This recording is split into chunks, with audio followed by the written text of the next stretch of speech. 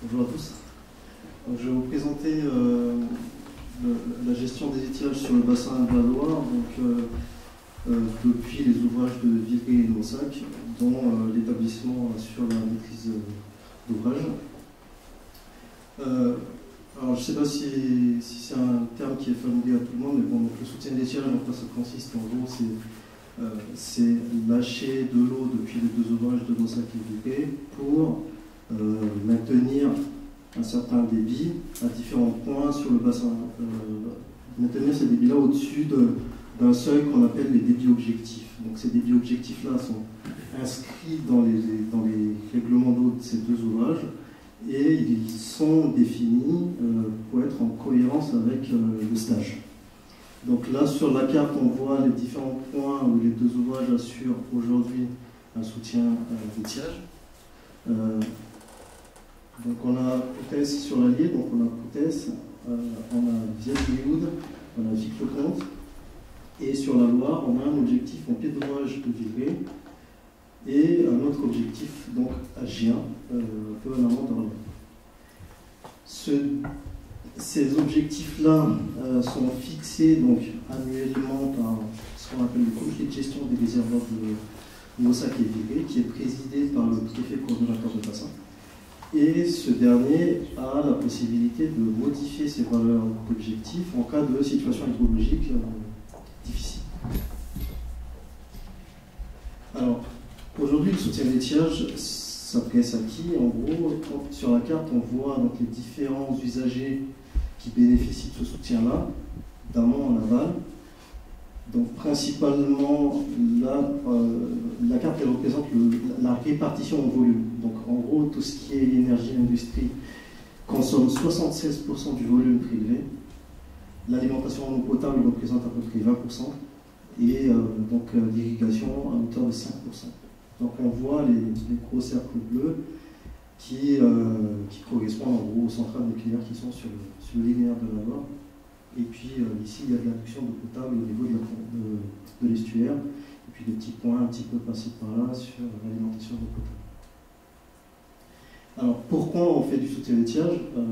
Simplement, juste pour rappeler, en 1949, on voit sur la photo, la Loire était complètement à sec, on pouvait traverser le lit. Il y avait 11 mètres cubes secondes à Gien, alors que tout à l'heure, je vous ai dit que l'objectif quand même oscillait entre 50 et 60. Donc là, je parle du débit naturel. Et sur l'Allier, on frôlait les zéros, parce qu'il y avait 0,5 mètres cubes secondes à Vielle-Léoude, pour un objectif à 6 actuellement. Un petit graphique à droite pour rappeler également qu'en 2003, donc il n'y a même pas une quinzaine d'années, on avait à peu près le même scénario avec un débit naturel qui était de l'ordre de 10 mètres cubes secondes à Gien.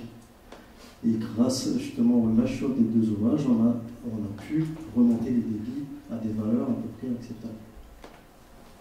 Donc rapidement, avec quoi on fait ce soutien d'étiage-là? Donc je parlais des deux ouvrages de Mossac et Vitré. Donc Mossac, on voit sur la photo, qui est situé donc en Lozère, dans le département de la Lozère. Donc c'est un barrage qui fait à peu près 50 mètres de haut, avec un lac d'environ 1000 hectares, un bassin versant amont qui fait 53 km², donc minuscule, avec des apports naturels de l'ordre de 20 millions de mètres cubes. Et donc pour remplir le barrage, on a recours à différentes possibilités. Donc il y a les 20 millions du bassin versant. On dérive dans un affluent vallée, donc ici sur la carte, donc le barrage est ici, sur le point là. De l'autre côté, on a un affluent qui s'appelle le Chapeau-Roux, donc qui se déverse dans la ville.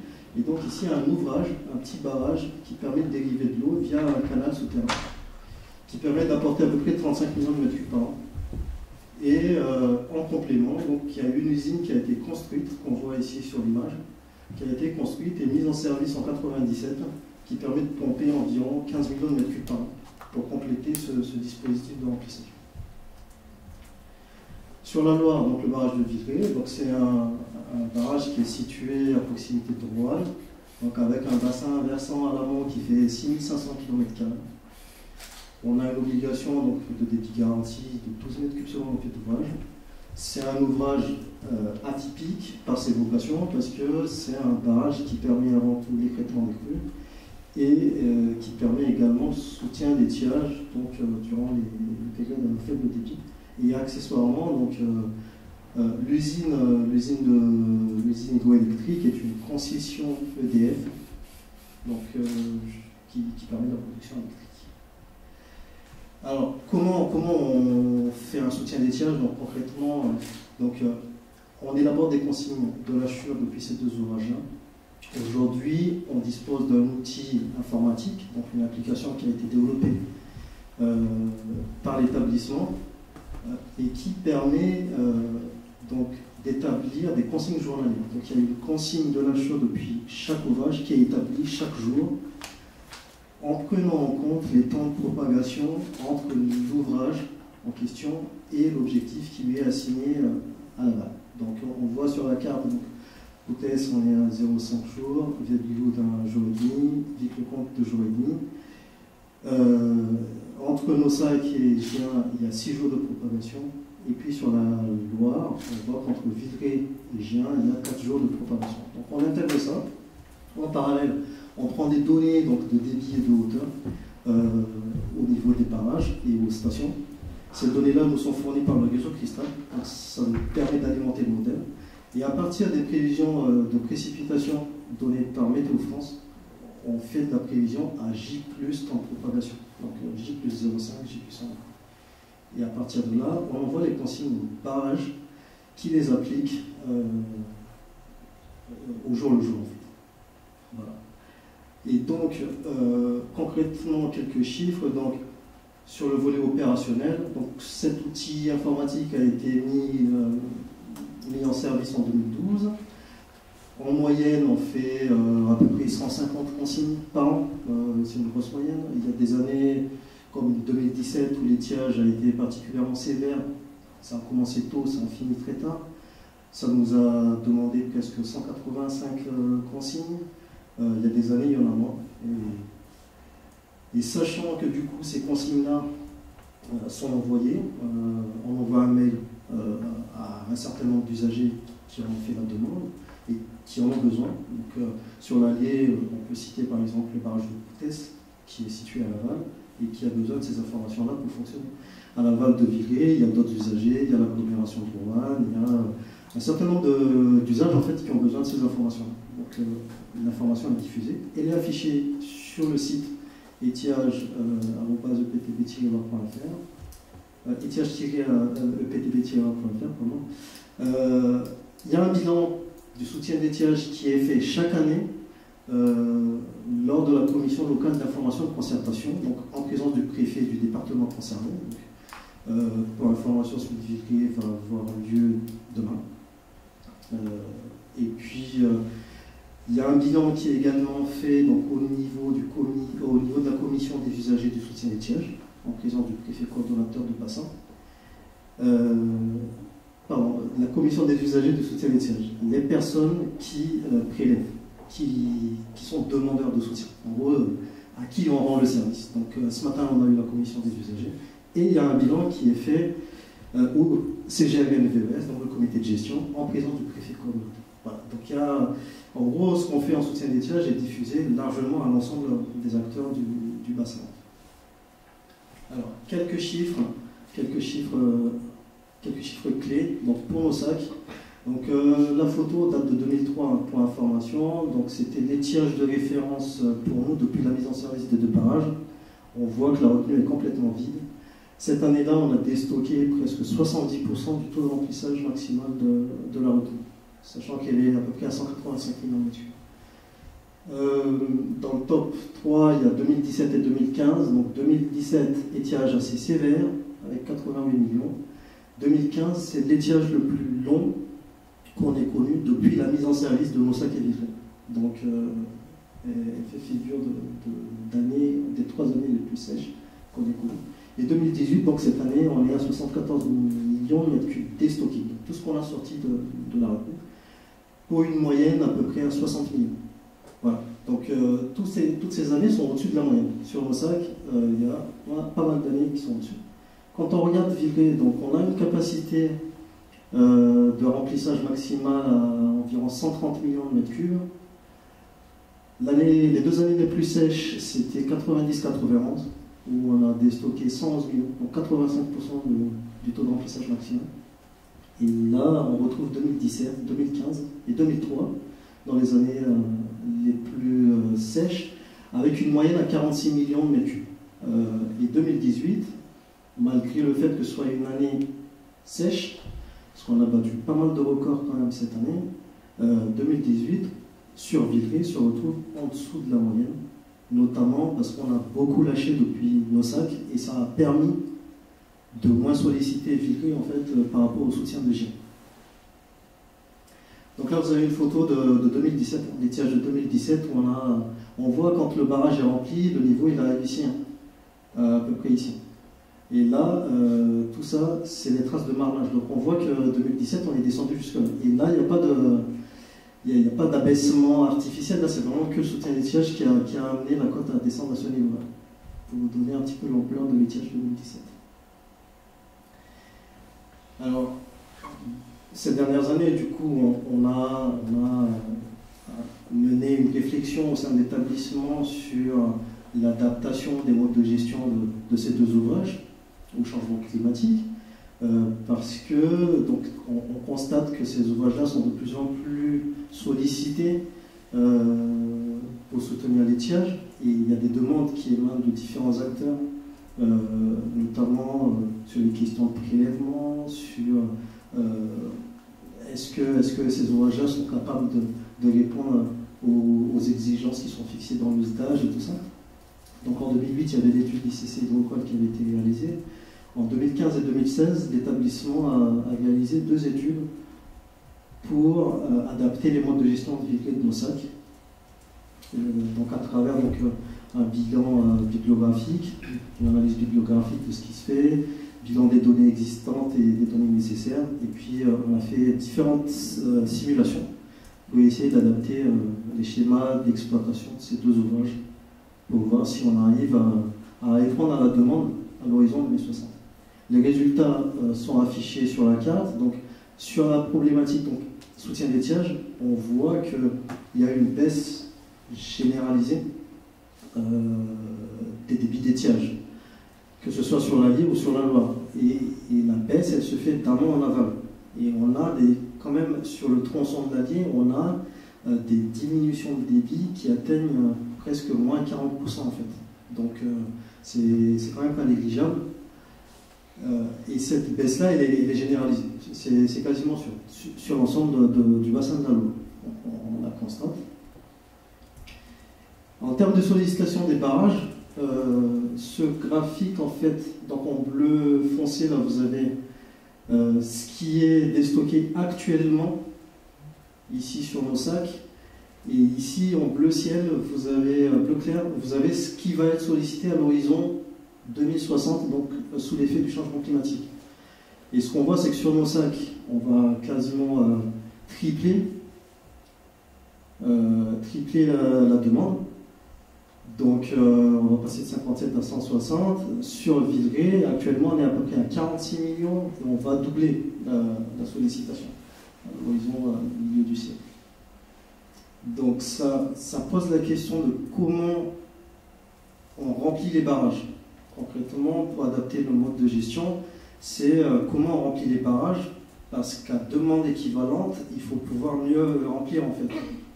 Et qui dit améliorer le remplissage, donc dit examiner les pistes comme donc améliorer le débit entrant, donc en prenant en compte notamment la présence d'ouvrages à l'amont.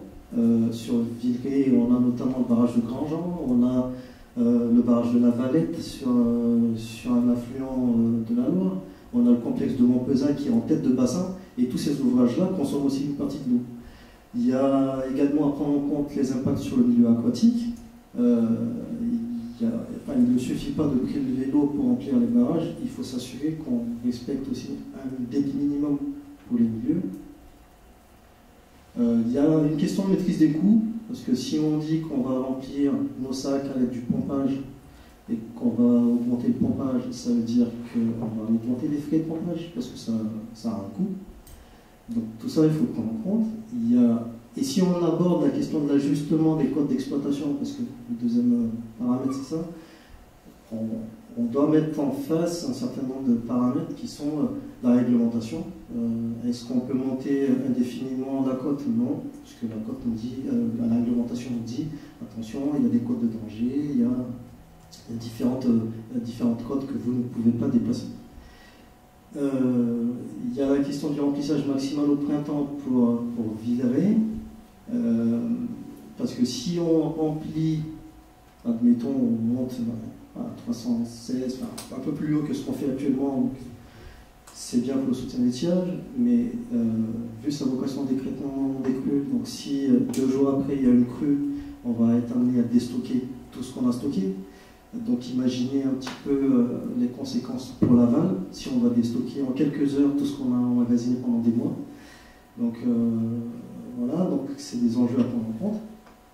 Remplir pour remplir, mais l'impact sur la production d'électricité, parce que du coup, ça veut dire que EDF ne pourra pas turbiner via l'usine, parce qu'il va falloir tout stocker.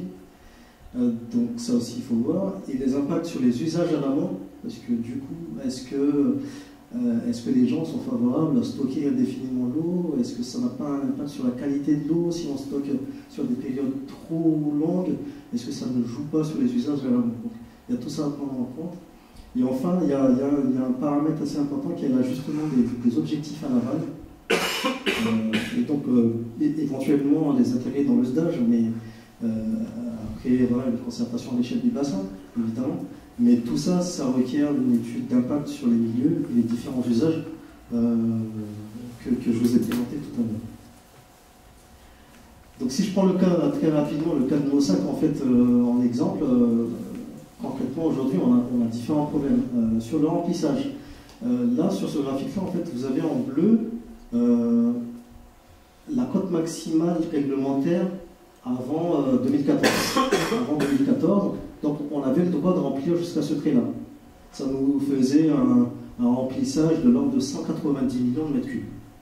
Donc, très bien. Et il y a un arrêté qui est sorti en 2015 qui nous a dit il faut changer le schéma d'exploitation parce qu'il y a des crues, il y a une crue décamillénale qui a une chance sur 10 000 d'arriver chaque année. Et donc il faut pouvoir stocker cette crue-là en amont de la retenue de Mossac sans déverser, parce que c'est un barrage en embouchement, donc si ça déverse, c'est pas bien pour la stabilité, et tout ça, et tout ça. Donc on a dû modifier ce schéma-là, sauf qu'en modifiant ce schéma-là, qu'est-ce que ça a comme impact? Il y a un déficit de 11 millions de mètres cubes sur le remplissage annuel, rien qu'en modifiant ce schéma-là.